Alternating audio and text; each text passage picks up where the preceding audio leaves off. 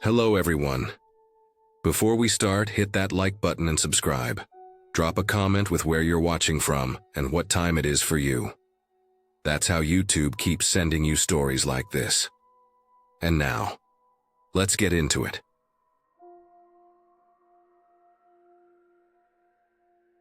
I used to think I was pretty hard to shake. Growing up in a small Alaskan village teaches you to be practical about everything.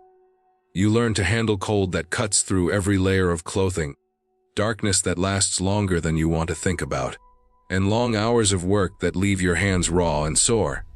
I worked as a maintenance specialist for our old shop in the village, which meant I handled anything a home or small business might need: boilers, plumbing, electrical, frozen pipes, broken thermostats, whatever came through the door. It wasn't fancy work, but it kept me busy, and most days I liked the routine of it. There was something steady in fixing things you could touch, tighten, or clean. Something predictable. At least that's what I thought until everything started feeling different in that shop. The first time it happened was on a late call-out one winter night. The sky was already black when my boss and I headed to the local store to work on a stubborn boiler. The kind of job where you're already cold, already tired, and already annoyed that you didn't bring the right part the first time. My boss sent me back to the shop to grab the missing pieces, and I remember stepping into the building and feeling the temperature difference hit me right away. The shop always held this stale kind of chill, like the walls were thick enough to block out warm air, but thin enough to let the cold seep in through every seam. The overhead lights hummed the way they always did, flickering at the ends where the bulbs were older than they should have been. The concrete floor held footprints from earlier in the day, frozen mud from someone's boots, streaks of oil, and the usual mess of dust and sawdust. I walked through the parts section and started gathering what I needed. It wasn't a long list, but everything in that place felt spread out, like someone deliberately arranged things to force you to take one extra loop around the room. I kept checking the list, holding the pieces in my arms, trying not to drop anything. The shop was quiet, just the faint sound of the small heater in the back trying to warm the air. When I finished, I headed toward the front door. I remember exactly how the handle felt in my hand. Cold metal, the kind of cold that bites into your skin even through gloves. As I pulled the door open, something caught the corner of my eye. There was a 4-foot level leaning upright on one of the work tables. I hadn't touched it. It had been steady the entire time I was gathering parts. I'd walked right past it at least twice. The level suddenly fell flat onto the floor. Not a wobble, not a slide, just a quick, sharp drop, like someone had slapped it down. I froze. The sound echoed through the shop louder than it should have. I was still staring at it when it stopped moving, completely still. Then, without anything touching it, it began to shift toward me across the concrete. Slow, steady, a few inches at a time. My brain didn't know what to make of it. Nothing added up. There was no draft strong enough to move something that heavy. The floor was level. The heater wasn't blowing anywhere near it. I just knew I needed to be out of that building. I left faster than I've moved in a long time, clutching those parts and running back to the store, like something had snapped loose behind me.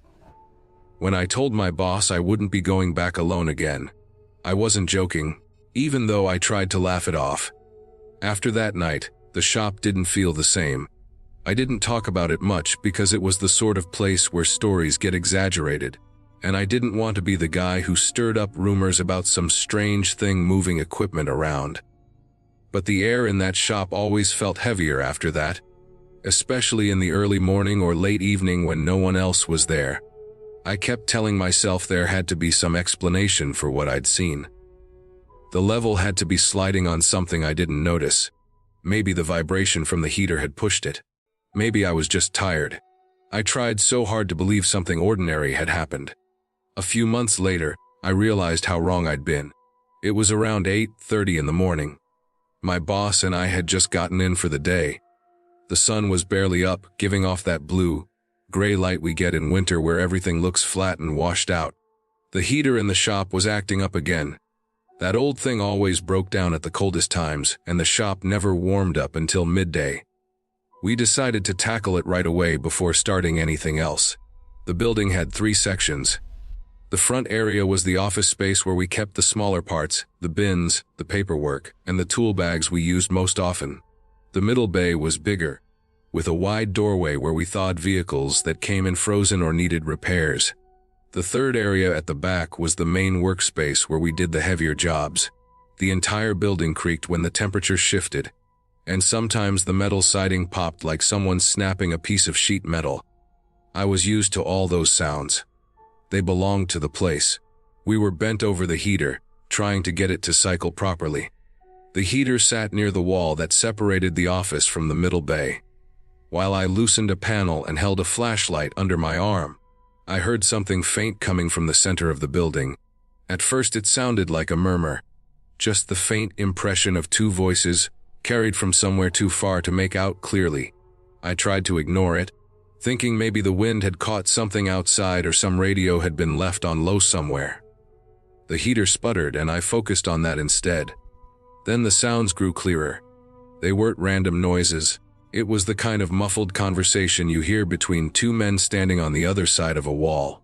Calm at first, steady, almost casual. The tone made my stomach tighten because it didn't fit with anything that should have been happening in the building. We were completely alone. The side doors were locked. The front door had been locked behind us. No one else had a key except the owner, and he was 80 miles away that week. The voices got louder. I didn't turn around right away. I didn't want to. I just kept listening. Then one of the voices started calling out. Not talking, shouting. The sound filled the entire bay. A panicked yell, pleading raw in a way that made my hands shake. It didn't echo the way sounds normally did in the shop. It felt close, like it was coming from someone standing right between the office and middle bay. It kept repeating over and over. For a moment I thought I was imagining it. My mind went back to the levels sliding across the floor months earlier. I wondered if I was starting to make connections where none existed. Then my boss stopped working on the heater. It was the way he froze that told me I wasn't hearing things alone. His hands went still. He didn't even turn his head at first. He just listened. The shouting continued, urgent and desperate, but there was no source for it. When my boss finally stood up, I could see by the way he looked at the doorway that he had heard every bit of it. There was something unsettling about knowing the sound was real and hearing it with someone else's ears didn't make it less confusing. If anything, it made it worse. We checked the middle bay completely. The space was empty, silent, and colder than the rest of the building. The air smelled faintly like exhaust from the last time we had a truck idling inside to thaw the engine, even though that had been the day before. We opened the side door just to be sure no one had somehow wandered in, but there were no footprints outside besides ours. Nothing was disturbed. Nothing had been moved. There was nowhere for anyone to hide. The yelling had stopped by the time we got there, and the sudden silence felt heavy, like it pressed on my ears. When we went back to the heater, the building stayed quiet except for the hum of the old machinery. I kept waiting for the shouting to start again. It didn't, but I couldn't shake the tension in my shoulders. Every time metal creaked or something shifted in the cold, I felt myself flinch. We stayed there until the heater was running again, but neither of us moved around the shop as casually as we usually did. Everything felt off, and neither of us tried to explain what we'd heard. We didn't need to. We both had the same unsettled look, the kind you get when something doesn't fit inside the normal lines of your day. Later, when I thought about it more, I tried to piece together anything logical. Sound can travel strangely through large buildings. Distant voices can bounce through vents or open spaces in unpredictable ways. Maybe someone outside had called out, and the noise had carried through the siding. Maybe two people had passed by on the road, and the sound had found some odd path through a crack or seam in the wall. The heater was loud and we were distracted, so maybe the acoustics had twisted everything. I forced myself to settle on that explanation because I needed something solid to hold on to. Still, I never forgot how it actually sounded. I had heard plenty of alarms, plenty of stressed workers, plenty of accidents around the village. But that voice had carried a kind of panic that didn't feel distant or distorted. It felt immediate. I never said that out loud. My boss didn't either. I kept working at the shop after that. But those two incidents changed how I moved through that building. I paid attention to things more closely. The way tools were left, the way the air shifted in certain corners, the sounds that came through the walls as temperatures changed. I never had another moment as direct as the level sliding across the floor or the shouting in the middle bay, but the building never felt predictable again. Every time I stepped through the door, I had that same sense I'd had on the night the level moved, a sense that something in the shop didn't behave the way the rest of the world did. With time, I settled into a more rational explanation. The level could have been resting on a polished edge, and maybe vibrations from the heater cycling had finally made it drop and slide. The shouting could have come from outside, maybe from someone passing through the area early in the morning. In a place that cold and quiet, sound can stretch farther than you think. It helped to settle my mind to think of it that way. Still, whenever I remember those moments, what stays with me more than anything is the feeling. Not fear exactly, but a deep, uneasy awareness that the shop held more stories in its walls than anyone ever bothered to explain. And even though everything I experienced had a possible explanation, nothing in that building ever felt ordinary to me again. I had been working for a small push-to-talk radio repair place back in 2005, a cramped little shop in Anchorage with old shelves, metal tool cabinets, and radios stacked in plastic bins along every wall. Most days were quiet. I spent my time testing units for static or replacing cracked housings. When my boss won the contract to service all the radios used along the Alaskan pipeline, the job suddenly turned into something bigger. A group of us packed up spares, tools, chargers, and the bulky diagnostic equipment into a truck. The plan was to drive all the way up to the North Slope, then work our way down through every pump station until we reached Valdez. It wasn't glamorous, but it felt like real field work, something different from the usual fluorescent, lit days in Anchorage. The trip up north took hours of highway, then hours more of nothing but open land, snowfields, scattered trees, and the cold that seemed to push its way through the truck doors no matter how high the heater was turned. I remember watching the sky shift between pale daylight and a low gray that blurred the horizon. By the time we reached the slope, the air had that sharp bite it gets when you're far from the warmth of anything familiar. Everything felt wide and isolated. Just past the industrial structures scattered around the oil fields, the pipeline cut through the land like a quiet river of steel. From that point on, the rhythm became simple. Each pump station had a massive garage, huge enough to hold rows of trucks, plows, semi-rigs, and heavy equipment. They were arranged so tightly that maneuvering between them in the daytime would have been impossible. That was why all of us worked at night, when the crews were inside, and the vehicles were back at their stations. The garages were so big they echoed even when you whispered, and every surface felt cold to the touch. Even the air seemed to take on a metallic scent from all the engines cooling there. There was a story everyone knew about one of the stations down the line. Back in the 70s, one had blown up, an accident or malfunction, depending on which version people had heard. Nobody said it casually. Even decades later, you could tell it stayed in people's minds, the way something old and violent clings to a place long after it's been cleaned up. I didn't think much about it at the time, but that memory crept back in later when it mattered. The night that stuck with me happened at a station about halfway down the pipeline.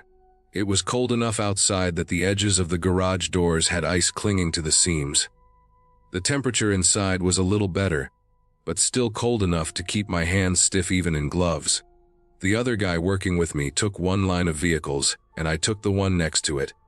Each line was a tight, narrow corridor formed by bumpers, hoods, and wheel wells pressed together.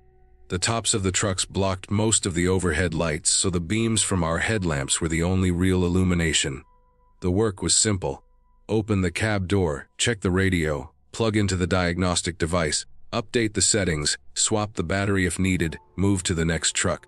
The whole routine settled in, until the sound of my own breathing and the occasional clink of metal against metal were the only things I noticed.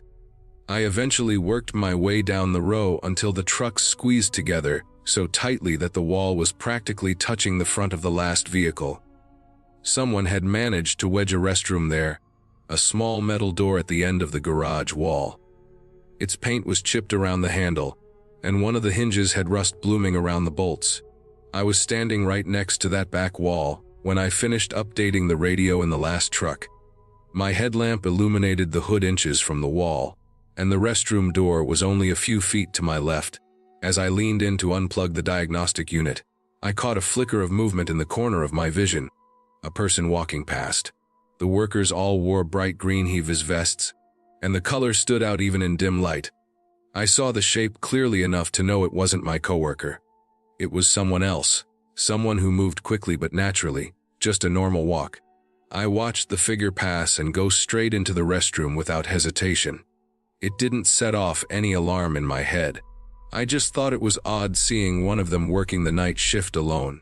Most of the staff in these places stayed on a predictable rotation, and I hadn't seen anyone else in the garage for hours. Still, the image was clear bright green vest, reflective stripes catching the light. Someone heading into that restroom with purpose.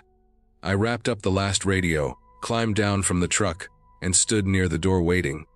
The cold from the concrete floor was starting to creep through my boots. My bladder had finally made itself known after holding it too long. I figured that if he was using the bathroom, I might as well wait and go right after. But as the minutes dragged on, the quiet started to feel heavier. I shifted from foot to foot, listening to the distant hum of some machinery deeper in the building. 5 minutes passed. The door stayed closed. I kept scanning the narrow space between the vehicles to see if someone had slipped out, but there was no way anyone could have passed me without brushing against me.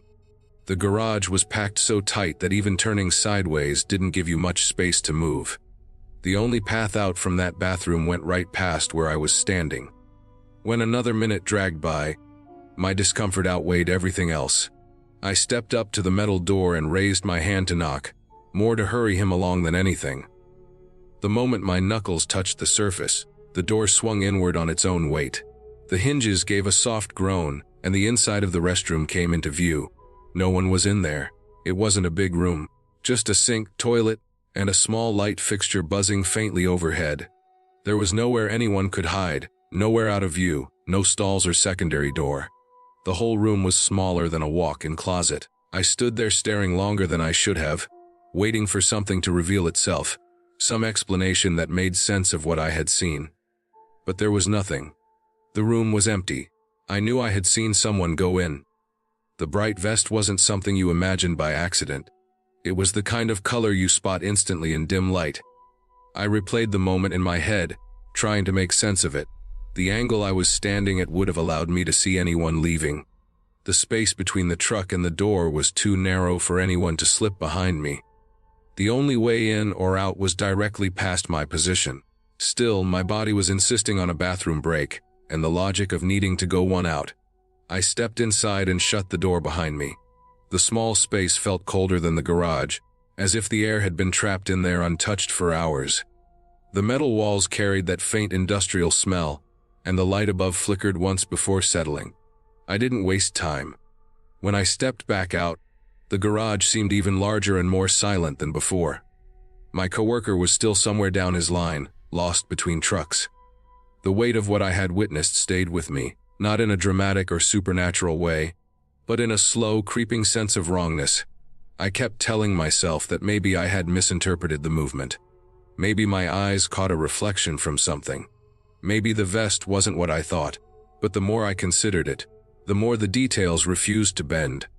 The angle of the walk, the clear turn into the door, the exact way the figure moved. It all lined up too perfectly for a trick of light, and if it wasn't a trick of light, then the only explanation left was simple and unsettling. Someone had been in that garage, moving around in a way they shouldn't have been. Someone I never saw again. Someone who had managed to disappear without making a sound. It crept into my mind that these stations were huge, with all kinds of maintenance tunnels, storage rooms, and old structures left from decades before. It wouldn't have been impossible for someone to live there unnoticed, or to take shelter in forgotten corners of the building. Or maybe it was just someone who didn't want to be seen working when they weren't supposed to be there. The thought of a person lurking in the same narrow spaces we were working in, slipping out of sight whenever we got close, made my skin crawl in a way no supernatural thought ever could. We finished the job hours later, packed up, and moved on to the next station. I didn't say anything to anyone about what happened. There was no clear explanation to offer, nothing concrete, just a moment that didn't fit right. But even after all these years, I can still picture that green vest turning toward the restroom, the certainty of the movement, and the empty room waiting on the other side of the open door. It wasn't a ghost, or anything strange like that. It was the realization that in a place that massive and quiet, someone could be standing just a few feet away from you, moving through the same cold air, hiding in the same shadows, and you might never know what they wanted or why they were there. And that thought, more than anything else from those long nights on the pipeline, is the one that still unsettles me when I think back to it.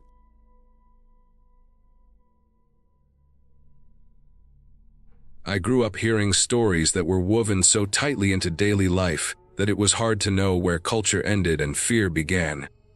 My village sits roughly 250 miles northwest of Fairbanks, boxed in by mountains and the stretch of national park that swallows everything around it. Most people who pass through assume the land itself is haunted because of the way the weather shifts, the way sound travels strangely, or how distance looks different depending on the light. For us, it was just home. The stories about little people, giants, and watchers came from our elders, but they were always told with the same seriousness as lessons about the river or safe trails. As a kid, I didn't question any of it. I just accepted that the world felt bigger there, heavier somehow, like something was always watching, even if it wasn't anything supernatural. As I got older, I realized how easy it is for normal things to feel unnatural out there. Light bends strangely when the sun is low. Snow absorbs sound until the world feels empty. Wind moving through the mountains can echo in ways that sound like speech. People disappear on the tundra sometimes because one hill looks like another, or because weather rolls in faster than anyone expects. Growing up in that environment teaches you that a believable explanation often hides inside what feels like a supernatural story. When I was in my early 20s, I had an experience that forced me to think about the stories again, not because anything magical happened, but because I finally understood how fear can twist ordinary moments into something else. It happened in late September, a time when the mornings were already cold enough to put a brittle layer of ice on still water. Caribou were starting to move, and people in the village were getting ready for the long weeks of snow. I volunteered to check an old family cabin that sat a few miles west of the village. The roof had sagged earlier that year, and my uncle wanted pictures so he could plan repairs. The walk itself wasn't difficult. I'd taken the same trail hundreds of times, passing the same low scrub, the same clusters of twisted spruce, the same half-frozen patches of tundra. Everything was familiar, but that morning felt different in a subtle way I couldn't explain. The air felt too still. No wind, no distant calls of birds, nothing. The ground had that early, winter hardness where each step feels louder than it should. I noticed the first tracks near the start of the ridge. They weren't unusual, just old footprints leading in the same direction I was going. Probably someone from the village checking trap lines, or cutting across toward the river. The prints had softened edges, like they had been there a couple days. What struck me wasn't the prints themselves, but how they seemed to appear suddenly. One moment the trail was clean. The next, they were right in front of me, spaced in a way that didn't match the stride of anyone I knew. Still, I convinced myself it didn't matter. Snow reshapes prints, wind drifts across them, shadows distort them. I kept walking, pushing away that feeling of wrongness that had started to build like pressure in my chest. The cabin sat on a slope overlooking a narrow cut in the land. Down below, a creek ran through thick brush. I could hear the faint trickle of water under a thin layer of ice. When I reached the cabin, I saw the expected damage. The roof had dipped inward, weighed down by storms earlier in the year. The door hung crooked, letting cold air slip through the gaps.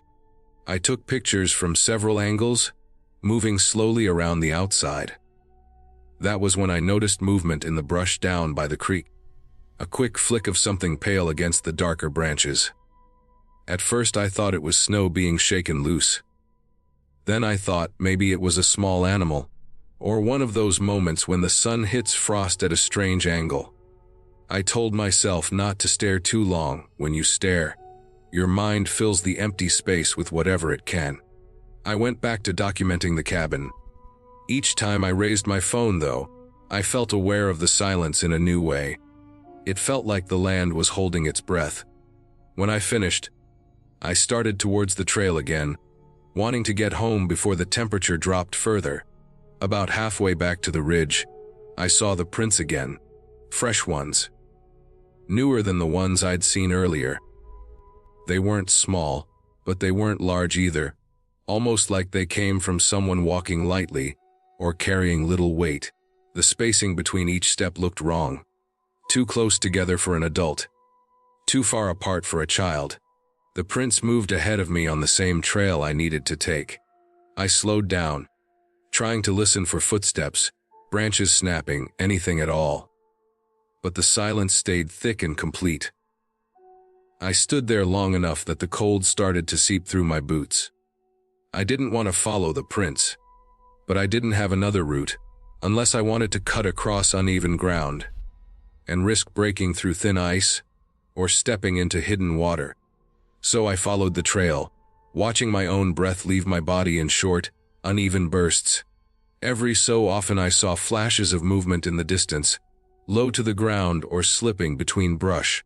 Each time I blinked or looked directly at it, nothing was there. It reminded me of when heat rises from asphalt and makes things shimmer, except the air was freezing. The feeling that I was being watched never left. By the time I reached the long slope leading toward the village, I heard something behind me. It wasn't loud, just a soft shift, like someone stepping on stiff grass. I stopped, stood still, and waited. Another shift, slightly closer. My heartbeat was loud enough that I could feel it in my throat. I turned slowly, expecting to see another person on the trail, maybe someone taking a shortcut. But there was nothing. The trail behind me was empty. Only the faint depressions in the snow marked where someone else had walked. I scanned the low brush carefully, trying to catch any sign of an animal. Nothing moved. The air felt heavy again. I forced myself to keep walking, telling myself over and over that the mind makes shapes from shadows. That frost and brush can move in ways that mimic footsteps. That people sometimes wander out there without mentioning it. I repeated that until the village finally came into view, the familiar cluster of homes settling my nerves. When I reached home, I felt embarrassed at how shaken I'd been. Everything that had scared me could be explained. The prints belonged to someone I didn't see. The movement in the brush was probably a fox or a ptarmigan. The quiet was nothing new for late September. Still, I couldn't shake the memory of that silence. Or the way the prints seemed to appear ahead of me, like I was following someone who didn't want to be seen. I thought about the old stories, not believing them, but understanding how easily they could grow from experiences like mine. Out on the tundra, especially in the shoulder seasons between fall and winter, the land plays tricks. Shadows stretch strangely. Sound can disappear entirely. Distance blurs. You can convince yourself that something is wrong even when nothing is happening. I never saw anything that couldn't be explained. But I learned how quickly isolation can make ordinary things feel threatening.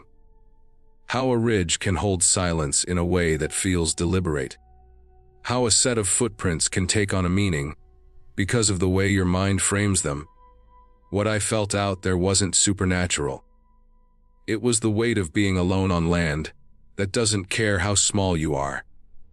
The feeling of being observed came from knowing how vulnerable I was in that moment, with miles of harsh ground around me and cold settling in for the season. Everything I experienced had a reasonable cause, but fear doesn't care about reason. It only cares about patterns, movement, silence, and the pressure of empty space. When I think back on that day, What stays with me isn't the prints or the movement in the brush. It's the realization that the old stories didn't need supernatural creatures to be frightening. The land itself was enough. I was 24 when I started working nights as a fuel technician on the North Slope, at a tank farm sitting a short drive outside Prudhoe Bay. It was February of 2009, and most nights blurred together in a stretch of cold and darkness that felt endless. The cold there did something strange to time. When the temperature dropped far enough, thought felt slower, sound felt sharper, and every part of the body felt like it was running on borrowed energy. That night was worse than usual. The gauges in the shack disagreed with each other, bouncing between -30, 9 and -40, 5, and every time I stepped out of the shelter of the walls, the air sliced through the smallest gap in my gear. The tank farm itself was a world of steel frost and long shadows. The catwalks ran between the tanks like narrow frozen bridges, each metal grate covered in a thin crust of packed snow. Every footstep made a hollow ring that carried a long way in the still air. The tanks themselves towered above everything, round and silent except for the deep groans they made as they shifted in the extreme cold. I remember those sounds clearly, because at some point they stopped being background noise and started blending into the way I measured time in my head. A long moan from Tank 2 meant maybe 20 minutes since the last pressure check. A sharp ping from Tank 4 usually meant the temperature was still dropping. My shift was simple and repetitive. Walk the line, check the pressure, check the valves, log the readings, and move on. Most nights I tried to work faster, just to keep blood moving through my legs. The cold had a weight to it that made the whole place feel like it was pressing inward. Nothing moved unless a person made it move. No wind that night. No drifting snow across the lights. Even the small generator's shack exhaust rose straight up into the dark sky, a thin gray column that hung in the air longer than it should have. Around 3:40 in the morning, I was walking the length of the catwalk between Tank 2 and the generator shack. My headlamp illuminated only the area directly ahead of me. Everything else stayed in a strange half shadow created by the floodlights mounted on tall poles around the facility. The cold was so strong that the strap of the headlamp felt stiff against my hat, and the battery housing had a thin crust of frost forming on it. I remember thinking how silent everything felt. Even the metal seemed quieter, as though the cold had tightened it enough to stop most of the movement. That was when I heard the first crunch behind me. It was small but unmistakable. Snow under pressure, compressed by weight. It was the kind of sound you hear all the time when you know someone else is around you, but it felt wrong there. Nobody walked out without announcing it. Nobody moved between the tanks without a reason. And nobody approached from behind if they didn't want to give someone a scare. I stopped on the catwalk and listened. The cold made the air so clean and sharp that even breathing felt loud. After a few seconds, when I convinced myself it might have been the metal shifting or snow settling, I took another step. Then came a second crunch, followed by a pause long enough to make every nerve in my shoulders tighten. I turned slowly, lifting my headlamp, sweeping the beam across the space between the tank and the drift that had built up along the side of the walkway.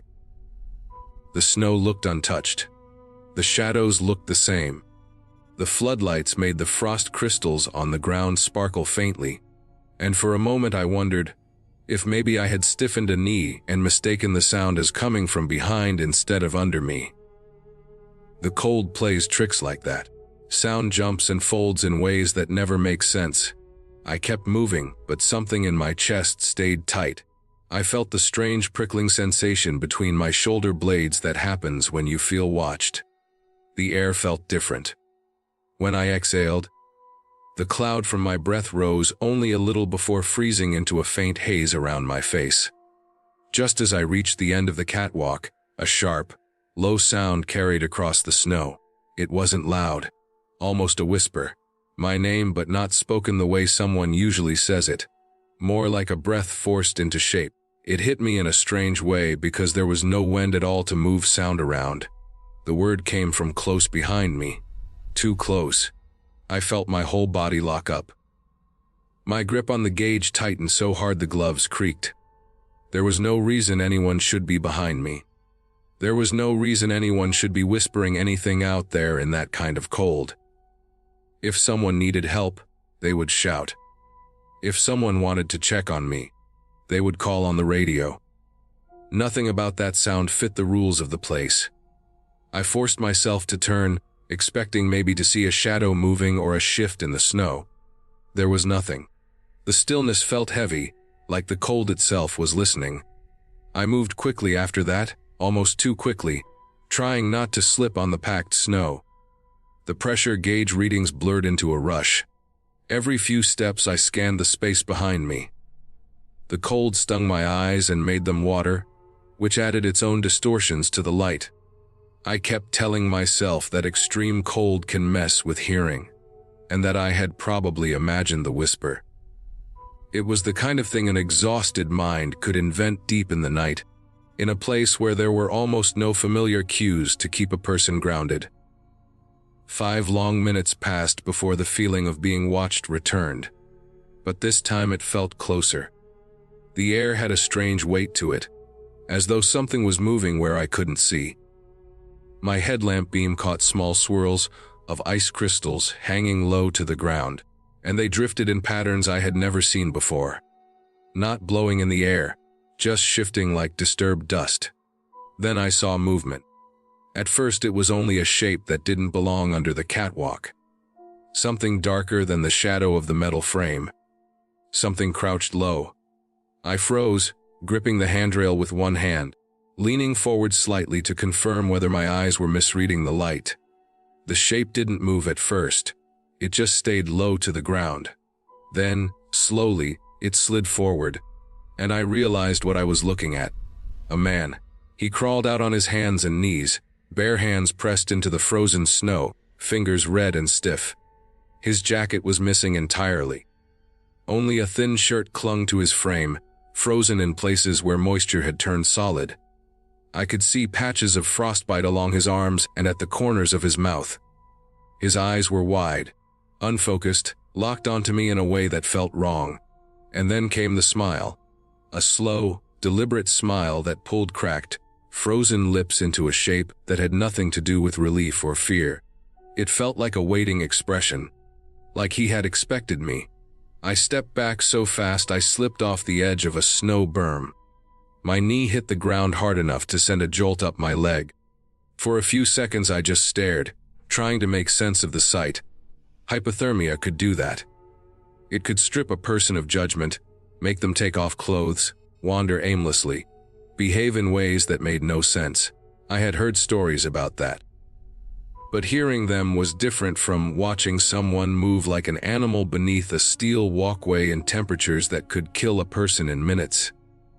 He kept crawling forward, dragging his hands across the snow, leaving faint trails where the frost melted under his skin. His breathing came out in short, uneven bursts that froze as small crystals in the beam of my headlamp. He moved with an almost rhythmic pattern, as though following some strange internal logic. Instinct pushed me backward, edging toward the open ground between the tanks. My heart hammered so hard I could feel it in my throat. I kept expecting the man to collapse from the cold, but he pushed himself upright to a half-kneeling position, still holding that exhausted, unnerving smile.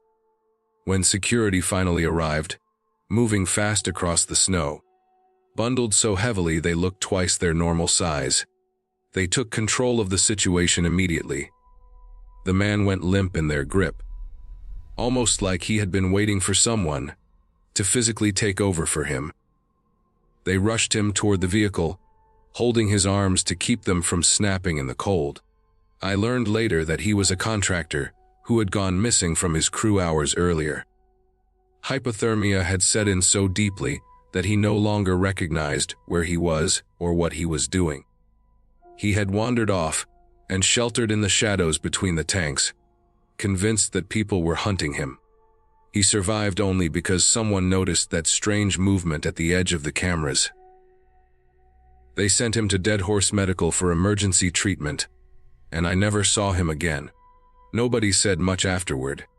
Incidents on the slope often faded into routine silence, replaced by the next shift, the next storm, the next mechanical problem.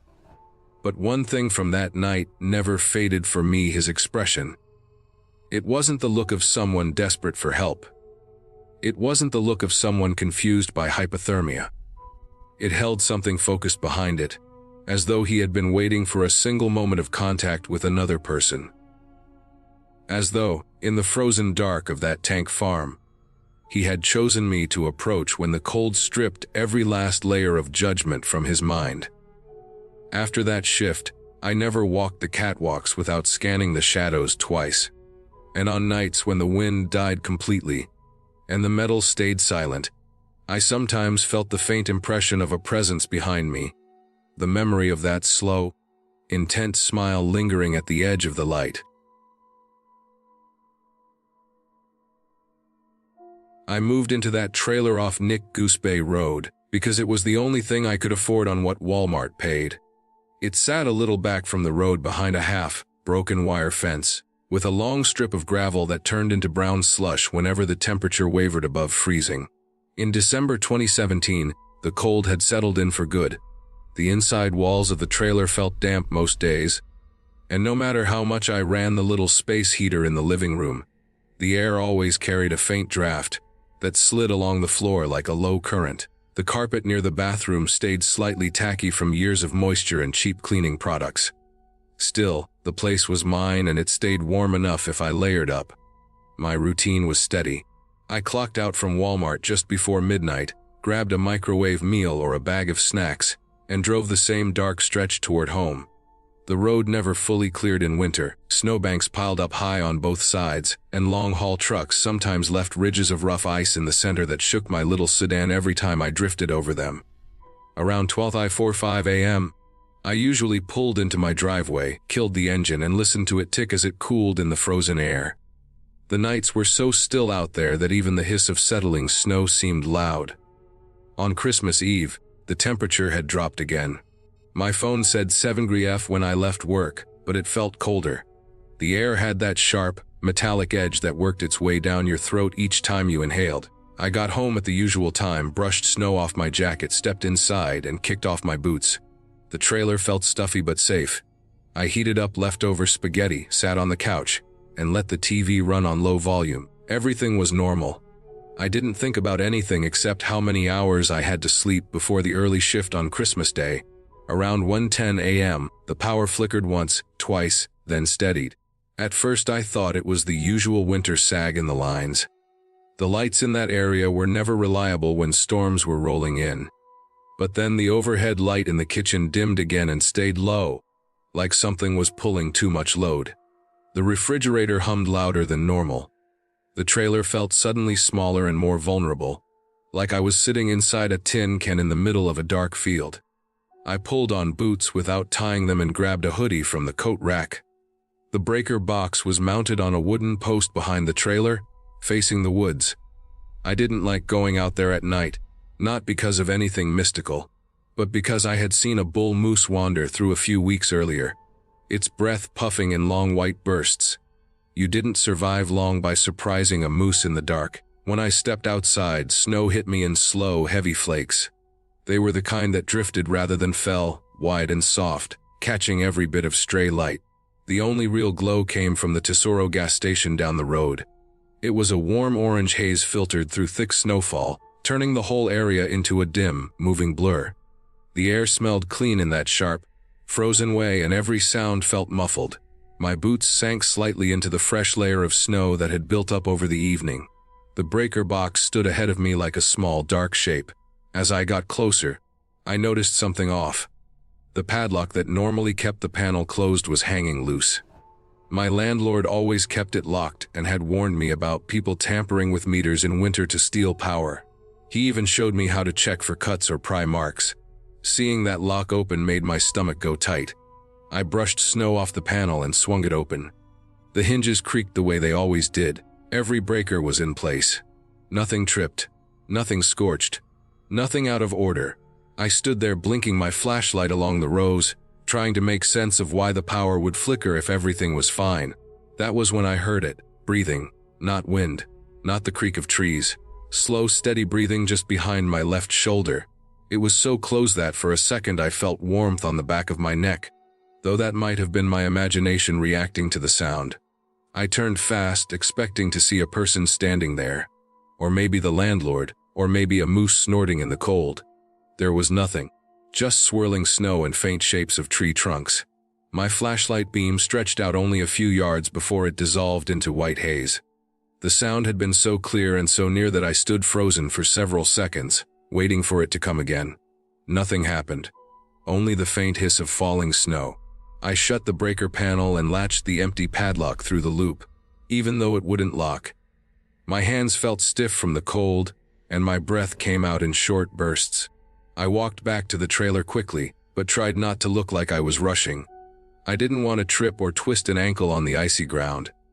The power held steady when I got inside, and after pacing around a few minutes and rubbing my arms to warm up, I convinced myself I had spooked myself for no reason. I left the flashlight on the table just in case.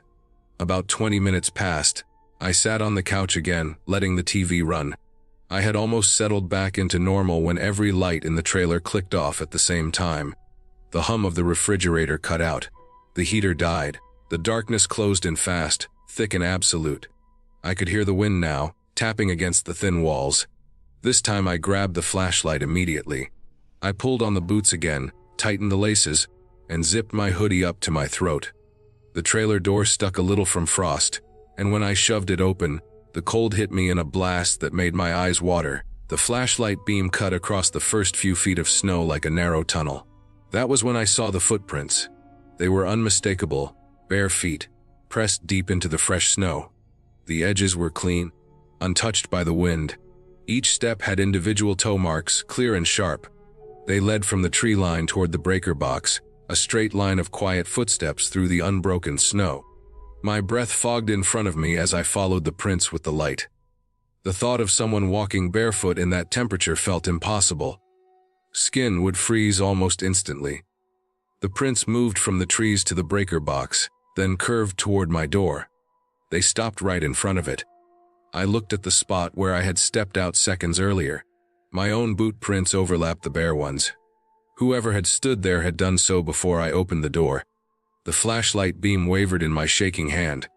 The trail didn't end there. The prints moved around the side of the trailer, looping once, then twice. The steps stayed perfectly spaced, no scuffs, no uneven strides. They circled the trailer like someone was studying it, checking every wall, every window, every entry point. Then the footprints angled back toward the trees, following the same neat line. But at the edge of the tree line, they just stopped. No fade out, no signs of stumbling or turning. The last print sat crisp in the snow and then nothing beyond it. Pure untouched snow stretched out behind. I stood there far too long, freezing, staring at that spot. The snow kept falling, soft flakes landing in my hair and hood. My fingers hurt from gripping the flashlight. My mind tried to find an explanation that didn't involve something impossible. I thought maybe the person had jumped onto a fallen branch or been picked up by someone else, but the snow was too clean. If a vehicle had pulled up, I would have seen tire marks. If someone had carried them, there would have been double prints or drag marks. There was nothing. I went inside and locked the door, then pushed my small kitchen table against it.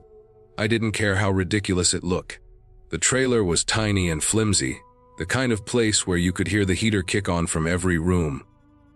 I checked every window to make sure the latches were shut. The cold from outside pressed through the walls like a slow breath. Around 20:30 a.m., a state trooper finally arrived after I called. I watched the headlights sweep through the snow before he pulled into my driveway.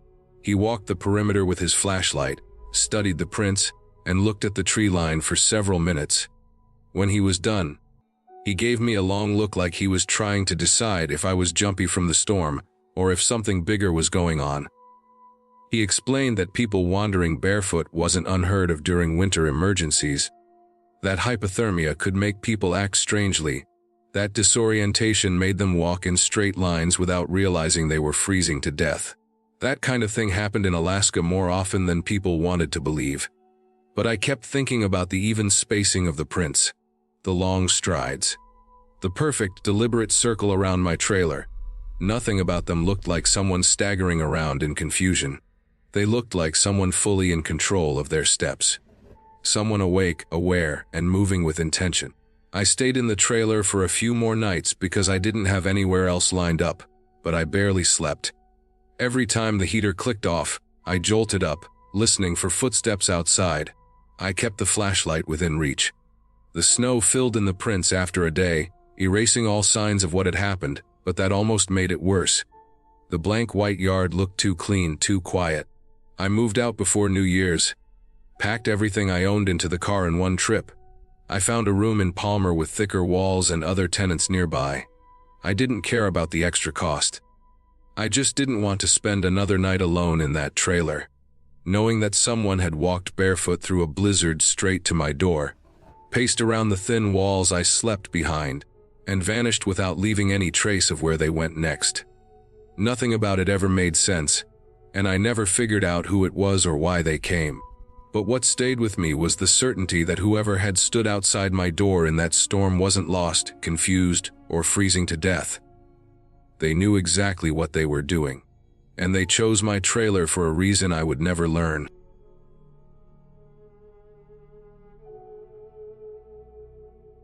I took that job on Kodiak Island because I was desperate. Summer 2013, I had less than $300 to my name, my student loan payments were starting, and a friend told me the cannery outside Larsen Bay always needed people who were willing to work until their arms went numb. I didn't care about the hours or the smell or the pay. I just needed something steady. The cannery sat on a patch of flattened gravel between the tree line and the shoreline, a long maze of steel-sided buildings that drummed loudly whenever the wind picked up. Even on calm days, the air tasted like salt, diesel, and fish oil. Everything rusted twice as fast as it should have. The noise from the machinery became a kind of background rhythm you learned to live with. My shift usually ran late, sometimes past 2 in the morning, because the boats kept coming in and someone had to keep the blast freezer loaded. I got used to working when the rest of the island was asleep. Nights were the only time the place felt halfway peaceful, even with compressors hammering in the background. The gulls were gone, the forklift traffic died down, and all I had to think about was moving bins from point A to point B. It was simple, repetitive, and mind-numbing, but it gave my brain something to focus on. On that night in late June, the air inside the building felt warmer than usual. The production line had run almost nonstop since noon, and the heat from the machines mixed with the humidity coming off the slush tanks. I remember wiping my face on my sleeve every few minutes. The smell of salmon blood had settled deep into my clothes by then. Even after showers, I could still catch traces of it. I had just hooked a chain around another full bin when the overhead lights flickered. They did that sometimes when the compressors surged, so at first I didn't think anything of it. Then everything went black except for a single dim emergency bulb mounted above the catwalk. It cast this weak, yellow cone of light that made the shadows look soft around the edges. A second later, the constant thrum of machinery died, leaving a sudden quiet so complete it felt unnatural. I tried the radio clipped to my vest, but all I got was a thin hiss. Sometimes moisture got into them and they shorted out for a minute. I thought the power outage had probably knocked out the repeater. Nothing unusual, I told myself. The generator usually kicked in within 30 seconds. I waited, counting slowly, but the backup power didn't come. My boots slid slightly on the damp concrete as I walked toward the breaker room. The cold air from the freezer drifted out through the open loading bay door, mixing with the warmer air inside and creating a faint fog right above the floor. My eyes adjusted, but the shadows still looked too thick, too uneven. That was when I heard something slam deeper in the processing hall. It had a heavy, metallic quality, like someone had shoved a rolling table into a wall. The noise bounced around the huge room, echoing off steel and concrete until I couldn't tell where it came from. In a place that size, sound bounced in ways that fooled you constantly. Bears weren't rare that far out. Earlier that month, a black bear had wandered in, because a dock worker forgot to shut the receiving door. So the idea of a bear in the building didn't feel impossible. That thought made my pulse jump a little, and I grabbed the long metal pig stick we used to straighten conveyor belts and unclog jams. It was solid and had some weight to it. Not ideal protection from something with teeth and claws, but it felt better than walking in empty-handed. The smell in the processing hall always hit hardest when the power cut, because the fans shut down and the air stopped moving. Stale blood iron, and the lingering rot from scraps that had slipped into corners and stayed there just long enough to go bad. That night, the smell seemed heavier than usual, clinging to the back of my throat. I followed the faint light from my flashlight beam, sweeping it across the floor. That was when I saw the footprints. Fresh ones. Bare, human, and wet enough to shine whenever the beam passed over them. They weren't small either. Each one had splayed toes, a long arch and a dark smudge around the heel where water had pooled before dripping off. They were spaced far apart, like someone had been moving quickly. I felt my stomach tighten because no one should have been barefoot in that building. The floor was cold steel and concrete, slick with brine and fish oil. There were hoses, knives, pallet straps, too many ways to get hurt. No one walked around without boots unless something was seriously wrong. The trail went straight past the silent fillet line, the vacuum sealer, the stainless steel tables, and the unused racks waiting for the next shift. The air felt thicker as I moved, like the stillness had weight. The footprints turned into the far corner where the old grinder sat. A squat, rust-colored machine that no one touched unless they had to. It jammed so often that management gave up on it and pushed it aside, though they never bothered removing it completely. The footprints didn't stop at the grinder. They climbed the narrow stairs to the catwalk that ran above it. My flashlight jittered in my hand as I started up the steps. Each footfall echoed too loudly. The metal handrail felt damp, probably from condensation, but my brain kept trying to turn it into something else. At the top, the beam landed on a shape standing near the edge. I recognized the outline before the face. Miles, a seasonal worker from Anchorage. He was one of those guys who floated from job to job, always chasing seasonal contracts. He was usually upbeat, always cracking jokes to keep himself awake during long shifts. I had just worked alongside him earlier that evening. Now he stood motionless, leaning slightly over the grinder chute. His clothes were soaked in a way that didn't make sense. It wasn't the usual spray from the production line. It looked like he had climbed headfirst into the slush tank outside, the one filled with freezing slurry that kept fish from spoiling before processing. Even from several steps away I could see how stiff the fabric looked, like the water had turned cold enough to make the fabric cling and freeze. His hair was plastered across his forehead, dripping steadily. What unsettled me most was his posture. He wasn't slumped or crouched. He was angled forward in this slow, steady lean, like he had been inching closer to the grinder, opening one fraction at a time. His head was tilted down, eyes locked on the dark metal throat of the machine. I approached carefully, trying to stay steady, trying to ignore the way he didn't react. His breath came in tiny, rapid bursts, barely visible except when the cold air hit it just right. I reached out, laid a hand on his shoulder, and he snapped upright so fast my hand slipped away. When he turned toward me, he looked through me rather than at me. His eyes were wide, unfocused, and it took him several seconds to seem present at all. The emergency lights flickered once before the generator kicked on, flooding the catwalk with harsh white light.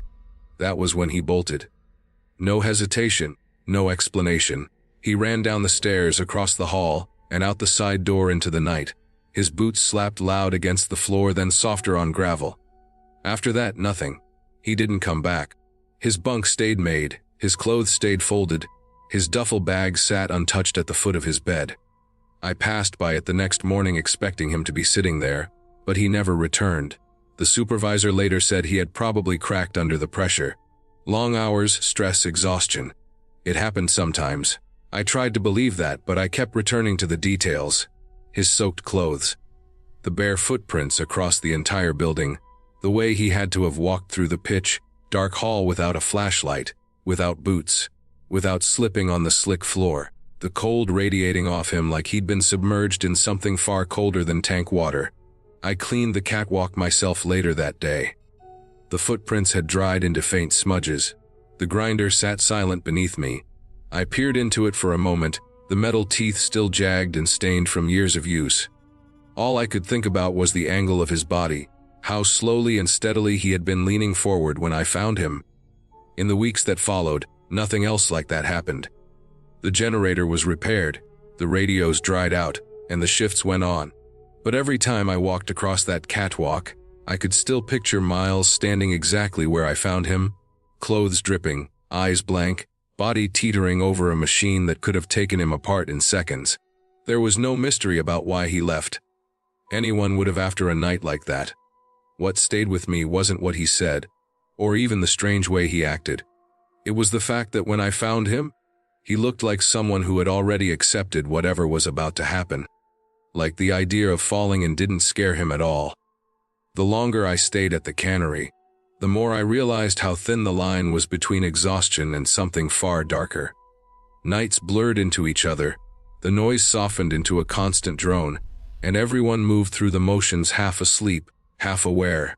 You could lose yourself easily in a place like that. Miles just reached that edge sooner than the rest of us. I left Fairbanks later than I should have on that October night. It was already full dark by the time I finished throwing my gear in the truck, and I stood there in the cold driveway longer than necessary, trying to convince myself that the timing didn't matter. The plan was simple: drive to Valdez, meet my friend before sunrise, spend the weekend fishing, shake off a few months of stress. I told myself the road would be quiet, the miles would go fast, and the weather would hold. All of that felt true for the first half hour. Then the snow started. It wasn't the kind of snow you see drifting lazily down in big soft flakes. It was the thin, sharp kind that cuts across your lights like static on an old TV screen. The moment I turned onto the Richardson Highway, the beams from my headlights turned the air into a tunnel of white noise. Every flake looked like it was coming straight at me. I kept leaning forward over the wheel, as if getting closer to the windshield would somehow give me better depth perception. The wipers were already icing up, leaving frozen streaks on the glass no matter how often I hit the spray. Soon the edges of the road began disappearing into the dark. Only the faint reflection of the center line kept me steady. The temperature display on the dash dropped from 29 to 27. The wind picked up. I passed a couple of trucks heading north, big rigs hauling equipment, each one trailing a long haze of powder that blasted across my windshield like chalk dust. After that, the highway went empty. By mile 92, my wipers were barely moving across the windshield. The rubber had gone stiff, and the ice buildup had turned the blades into clumsy sticks smearing frost back and forth. I spotted a turnout on the right. A flat, open patch plowed enough to pull into, and eased the truck off the highway. My tires crunched through fresh accumulation that couldn't have been more than an hour old. The snow muted all sound the moment I stepped out. The sky had the dull, heavy look that meant the storm still had hours of life left in it.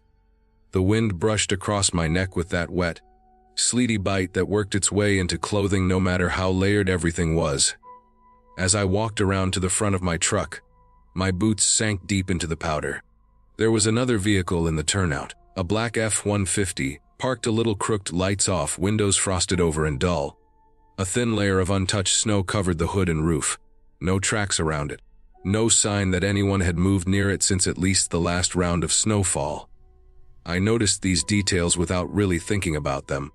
The way you casually clock things when your hands are busy doing something else. I scraped the wiper blades with a plastic tool I kept in the side pocket of the door. The ice came off in chunky slabs. My breath felt too warm against the cold air and kept clouding my view, so I turned my head away to breathe while I worked. When the blades were flexible again, I ran the scraper over the windshield, then brushed off the hood more out of habit than necessity. Even then, the F-150 didn't stand out as anything unusual. Abandoned vehicles are common on that stretch of highway during winter. People leave their trucks when they break down, then arrange retrieval later. I didn't sense anything strange. I didn't feel watched. Just cold and tired and ready to finish the drive. I climbed back into my truck, shut the door, and sat for a moment with my gloved hands on the steering wheel. The interior felt colder than when I stepped out. My breath fogged the inside of the cab. I turned the key, and the engine rumbled awake. A moment later, the headlights flicked on, spilling that harsh white beam across the turnout. And that was when I saw him. A man was crouched behind the F-150's tailgate. Not sitting or kneeling. Crouched low, like he'd folded himself into a squat, and stayed there long enough that the position became rigid. The snow around him was untouched, as if he'd been there before the last wave of flakes. His body faced the truck, head down, arms wrapped close to his chest. I stared at him through the windshield, unable to look away. At first I thought he might be injured or unconscious. But then, slowly, he began to straighten. It wasn't a fluid movement. It looked stiff, unsteady, every limb waking up with delayed reluctance. He rose until he was standing, tall enough that I could see the crown of his head above the F-150's bed. He wasn't wearing a jacket. Just a thin T-shirt, the short sleeves ending far above elbows that appeared raw and reddened from the cold. The fabric clung to him. I could see the outline of his ribs even from a distance. The wind slid snow sideways across the turnout, and he didn't react to it at all. No shiver, no flinch. I felt my hand move on instinct and hit the door lock with enough force to jar the whole panel. The click echoed inside the cab like a hammer strike.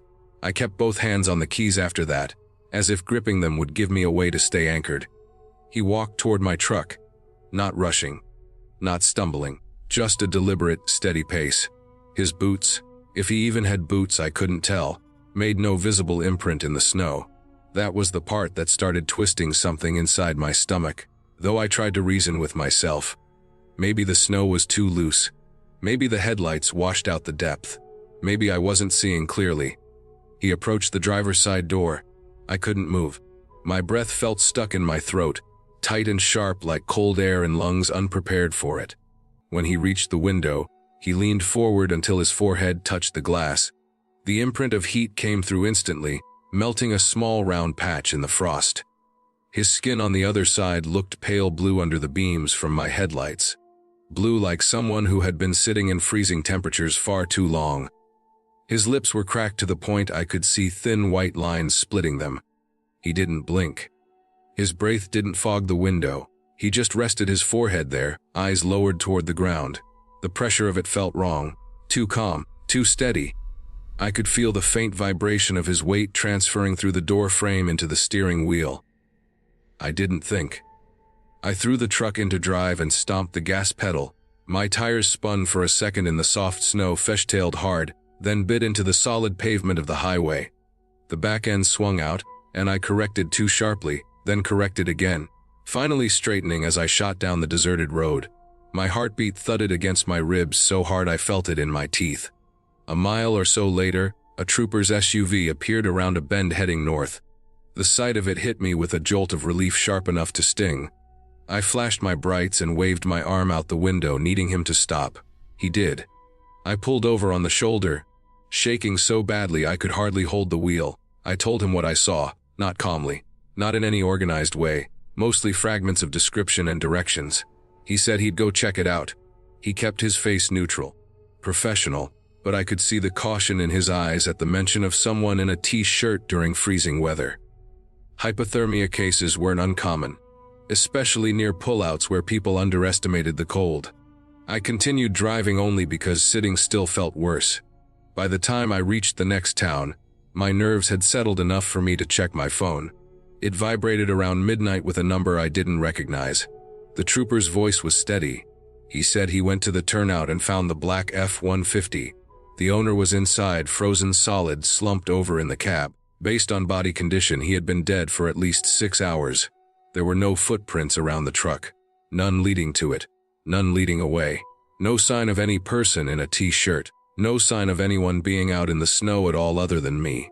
When I hung up, I sat in the dark cab of my truck outside a closed gas station, watching snow swirl under the overhead light like static distortion drifting through the air. My hands rested on my knees, still cold despite the heater blowing. The man I'd seen at the turnout hadn't come from that truck. He couldn't have. The owner had been dead long before I arrived, and the snow around the truck had been untouched long before I ever switched on my headlights. I tried to come up with an explanation on that long stretch between Glenalyn and Valdez. My mind went over every possibility: an early hypothermia case who'd wandered off before the storm hardened, someone who survived in conditions that didn't make sense, the play of shadows, exhaustion, the trick of headlights refracting off snow. Only one thing stayed consistent in my memory, sharper than the wind, sharper than the cold, the warm circle of melted frost on the driver's side window, exactly where his forehead touched the glass. That part wasn't imagination. I wiped it away myself when I stopped again hours later, and the dampness smeared under my glove, warm enough that it hadn't refrozen yet. Whatever I saw had been alive, and it had been close enough to breathe on the window. I was 25 that summer, working nights on a drift boat with a buddy who needed extra hands for the late sockeye run on the Kenai. August nights on the river usually felt steady and familiar, even when the darkness made the water look like a moving sheet of black glass. There was always enough moonlight or distant light from cabins along the banks to keep some sense of shape to the world.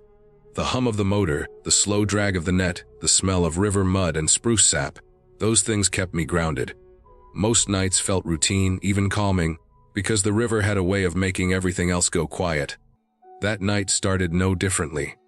There was a smoke haze drifting in from wildfires burning somewhere east toward Cooper Landing. The stars were faint, almost smeared behind it. The air had that cold bite that settles on the river in mid-August even when the days are still warm. My jacket was zipped all the way up, and my gloves were already damp from hauling line, but I didn't mind it. I liked nights because I could focus. No boats crowding, no shouting, just work and water. Around 1:50 in the morning, the weather shifted so fast it looked unnatural. Fog came rolling in from upriver as if pushed by a wall. It poured low over the channel, swallowing spruce silhouettes and bleeding the shape out of everything. It was thick enough to feel on my skin, like walking into wet wool. I remember blinking hard because it didn't seem possible for visibility to drop that fast. One moment I could see maybe 40 feet. The next I couldn't make out the bow from where I stood near the stern. My buddy killed the motor because running blind on the Kenai is a good way to die. The sound faded, leaving only the soft lap of water against the hull.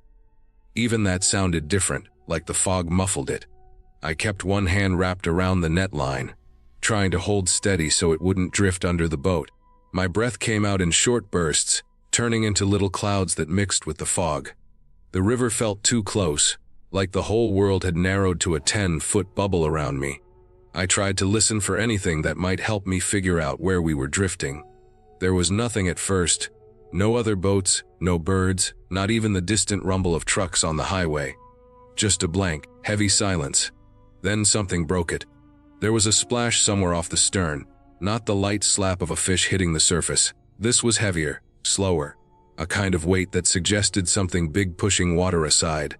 I stiffened because the Kenai holds plenty of large animals, but this didn't sound like a moose moving through shallows or a bear slipping in along the bank. It sounded closer. Too close. I leaned slightly over the side, squinting into the white wall. The fog beaded on my eyelashes, making everything shimmer. The splash came again, followed by a slosh that sent a wave against the hull. My chest tightened. I tried to steady my breathing, but the cold pushed into my lungs so sharply that every inhale felt thin. For a few seconds, I couldn't see anything. Then the water right below me shifted, almost like a shadow rising through it. I bent instinctively to get a better look, but I still didn't expect what happened next. A human hand shot out of the fog and clamped onto the gunwale. The shock hit me so hard that I let out a sound that ripped at my throat. My whole body jerked backward, but the hand stayed fixed on the metal edge. It was pale, dripping, fingers curled tight, knuckles scraped raw. Water streamed off the wrist and sleeve. I froze, the kind of freeze where all instincts collide and none of them win. A shape followed the hand, a head breaking the surface, hair plastered to the skull, eyes wide and unfocused. The mouth hung open in this slack way that made my stomach twist. He was wearing layers of soaked clothes that dragged around him like dead weight. His boots were still on, swollen with water. Nobody swims in boots because boots pull you down. Yet somehow he had made it to us. For a moment I thought he might pull himself in, but every time he tried to lift, his arms trembled and slid. His nails scraped against the metal. His breathing didn't sound right. It came out in shallow, uneven gasps, more like someone trying to breathe through crushed ribs. Something deep in me hesitated, a pulse of instinct telling me that something about this wasn't like a normal rescue situation. It wasn't fear of him. It was the feeling that something unseen had put him there. Then I saw the rope. A thick nylon rope wrapped around his waist, knotted tight. The loose end trailed back into the fog, moving slightly in the current. It wasn't a tangle from fishing gear, and it wasn't something he could have tied on himself as a precaution. The knot looked practiced, clean, a kind of knot used when you want something to stay put. The weight of that realization hit me, but there was no time to dwell on it. I grabbed the man under his arms, my gloves slipping on wet fabric, and hauled him over the side. He sagged onto the deck like something empty. His skin felt cold in a way that didn't feel like just river water. My buddy worked on cutting through the rope while I started compressions. The deck rocked slightly under us, each movement exaggerated by the thick fog that made me feel cut off from everything except the body in front of me. His chest didn't rise. There was no pulse under my fingers. His face had that slack, heavy look of someone who had been underwater just long enough to lose the fight. I kept going anyway, counting only by feel because sound didn't carry right in that fog. My gloves squeaked on his jacket. Water pooled under him, running between the boards and dripping into the river below. Everything felt too still, except for my hands pressing on his sternum. At some point my buddy got through the rope. The cut ends curled slightly, the fibers soft and swollen from the water. He threw the cut rope onto the deck, and it landed with a dull thud. Even without examining it, I knew it wasn't some drunken accident. A rope around the waist like that, tied in a deliberate knot, meant someone wanted him bound. Someone had forced him into the water, or at least put him in a situation where he wasn't supposed to get out. We called for help as best we could given the signal issues on the river. The sound of our voices felt swallowed by the fog, like it didn't leave the boat. It took what felt like forever before another engine's hum became audible through the haze. When lights finally appeared, they looked distorted and distant, like lanterns drifting in another world. The rescue boat reached us slowly to avoid hitting anything hidden in the fog. They took the man and worked on him again, but I saw in their faces that they didn't expect him to come back. Hours later, after we made it back to shore and gave every detail we could, the fog finally lifted. Morning light revealed the calm, steady river like nothing had happened. It felt strange to stand on solid ground, after spending the night dealing with something that didn't feel tied to any normal part of river life. When the troopers told us the man was a missing fisherman from Soldotna, the story sounded almost routine for the area. Someone drinking too much, getting into trouble, stumbling into the river. But the rope changed everything. I had the image burned into my mind, the knot tight and smooth, the kind of knot that doesn't slip when pulled. A drunk man doesn't tie something like that. A drunk man doesn't tie a rope around his own waist and then jump into a river in the middle of the night. Whoever tied it didn't follow him into the water. They didn't come running when he struggled. They didn't shout for help or try to fix anything. They just listened. They stood close enough to hear him go under. Close enough to know the river would do the rest. Close enough to walk away once he disappeared, and close enough to vanish into the fog before we even knew he existed.